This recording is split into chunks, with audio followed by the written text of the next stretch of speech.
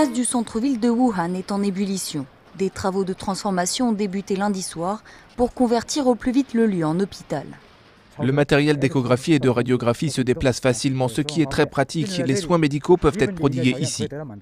Au total, 3 sites existants dans la ville, dont également ce centre d'exposition, vont être transformés en hôpitaux avec un total de 3400 lits.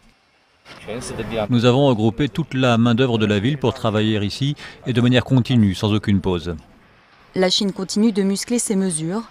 À plusieurs centaines de kilomètres à l'est de Wuhan, plusieurs agglomérations de Zhejiang ont mis en place de nouvelles restrictions aux déplacements.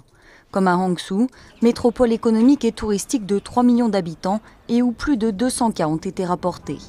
Les rues sont désertes et seule une personne par foyer est autorisée à sortir tous les 2 jours. Des haut-parleurs appellent à dénoncer les personnes originaires de la région de Hubei où se situe Wuhan.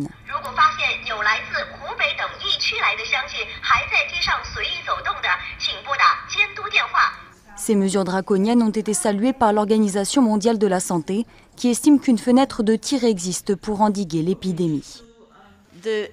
L'objectif est d'arrêter la transmission du virus. C'est pourquoi les pays mettent en place des mesures de détection précoce, d'isolation et de traitement des patients. Ceci n'est pas une pandémie. Les autorités hongkongaises ont fermé la quasi-totalité des postes frontières avec le reste de la Chine. Et après le premier décès dû au coronavirus sur ce territoire, 2 grandes compagnies aériennes américaines, United et American Airlines, ont annoncé la suspension temporaire de leurs vols à destination de Hong Kong, l'un des plus importants aéroports du monde. De leur côté, les autorités japonaises ont bloqué plus de 3700 voyageurs sur un bateau de croisière où au moins 10 personnes ont été contaminées par le virus.